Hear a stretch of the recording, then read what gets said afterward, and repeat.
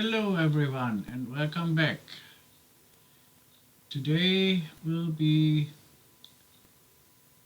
the second session for our Chia analysis to farm or not to farm. And I will explain why we moved to Cardano. What does market liquidity mean? And will we come back? Let's have a look at where we are today. So from our last video to today, the price for the Chia coin has increased for another $13, but that doesn't mean very much, because if you look at the volume, the total trade in the last 24 hours has been $28 million. That is just 16 days of production. That means this price is just, it does say nothing, because if somebody actually starts, or a few people actually start selling Chia, the price will just plummet. There's no demand for Chia in the market when the whole volume of trades is just $28 million. And I don't see that increasing. And we have gone through our project and it is just not viable. For us it isn't. For others it might be, but for us it isn't. And the main, I would happily go through some more month of sweat and blood, but what actually influences my decision the most is the intransparency from the Chia project. I don't see much of a connection between the people at the helm and the people at the bottom. I have no idea in which direction this whole thing is going to evolve. And I am in the market now for more than 30 years, and I think I've seen a lot of egos come and go, and I personally don't like the way the connection is made between the people who run the project and the people who basically do the work to keep it on the road. So for us, this is one of the main reasons why we decide to pull the rug and not dedicate any resources to the project anymore. It is just not worth it for us. So what we decided, we want to contribute, and we want to stay connected to the cryptoverse, and yeah, it's just I think it's a necessity for everybody who works in IT to have a leg in there. And so, even though Chia might have a comeback to, let's say, $200 per coin, that still wouldn't change a thing, because the actual cost for us is not only the hardware and the electricity cost, it's also the manpower which goes into the project. And this is a lot because it is all network related, and it is a lot of hard disk space and a lot of uh, machine power which actually goes into this project, and a lot of manpower as well because of the constant problems arising with access times and response times and yeah, downtimes. We have downtimes, of course, and we have to uh, reassign machines, and we have to swap disks, and we are running low on capacity sometimes. So this is all part of the decision, and that's why we decided we will focus on Cardano, because Cardano has a far broader base. It has a very good communication policy. The influence the community has on the project is much higher than it is in the Chia network.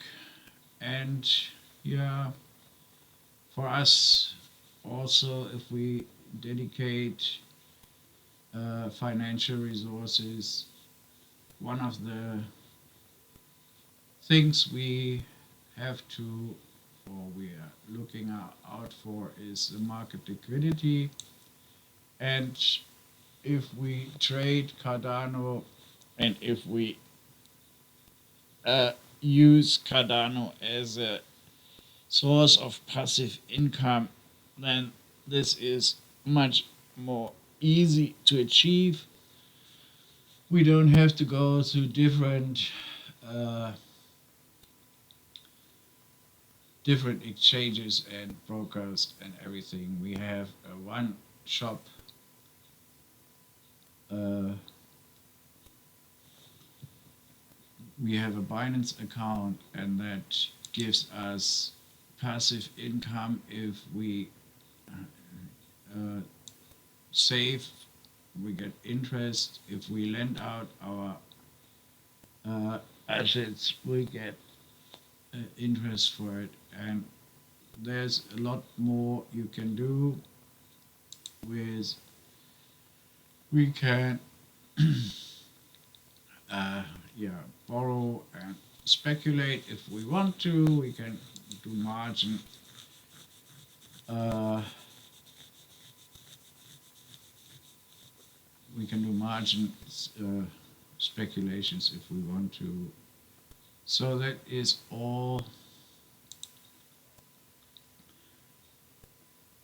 a reason, or those is a whole bag of reasons why we decided to invest in Cardano. It looks also pretty good if you look at the risk to reward ratio. So the risk is pretty low, so we are running a risk of, let's say, 30 to maximum 50% loss, and we are having a pretty good potential of achieving 100% gain. So that is why we said, okay, we will keep our hands off for Chia. Yeah, the incoming electricity bill was the last straw. Yeah, and we will keep our hands off Chia and focus more on the Cardano projects. So we will see which one we will actually put our resources into. We are not so sure yet. Get we will have a deeper view into it, but we will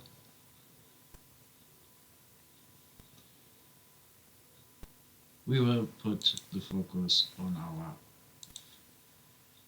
our Cardano activities and see what we can do. And for those of you who want to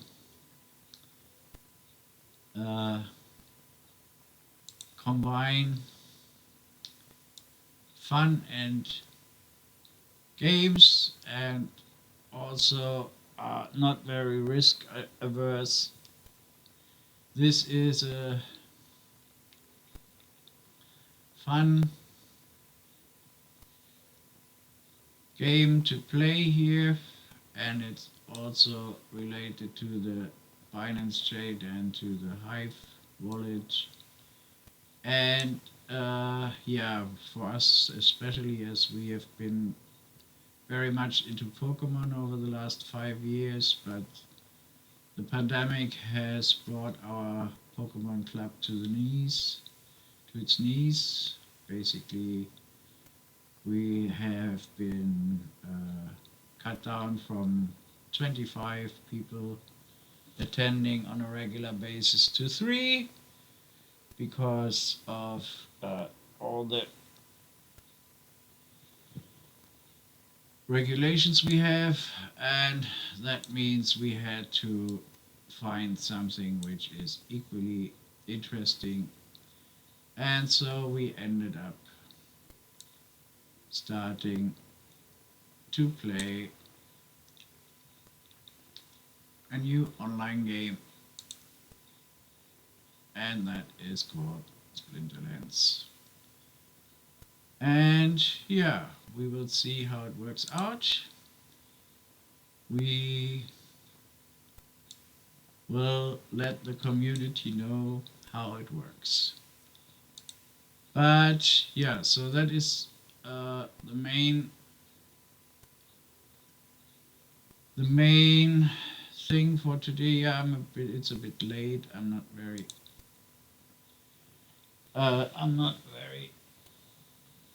on top. It's almost midnight. Yeah. What does market liquidity mean for us? Yeah, market liquidity is really important because it gives you some kind of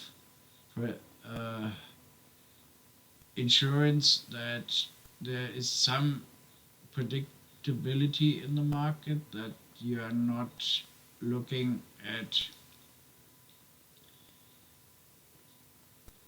erratic changes. And if you look at Cardano over the past, what? So that is, let's have a look at over the last 3 to 4 months. Yeah, that is basically. So it looks like we have reached the bottom at the moment. The risk to reward ratio is pretty good. So I don't see much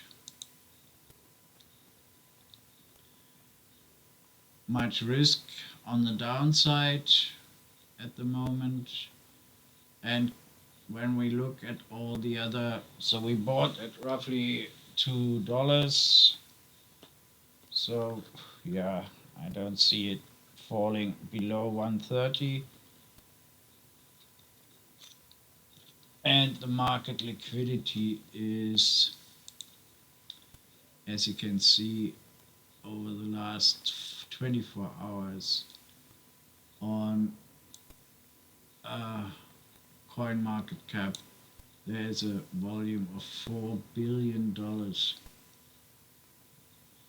So if a few people sell Cardano, the price will fall, but it won't fall by 50% within a few days without the market crashing overall, and that will surely drive all the prices down. And yeah, with the passive incomes you can achieve from Cardano, you also there are no actually running costs. We don't have to commit anything to it apart from work and a little bit of cash, but that's fine because if we sell the equipment we dedicated to Chia, or if we use it in a more profitable way, then we will make up for the lost cash pretty easily. Will we come back? That is an open question.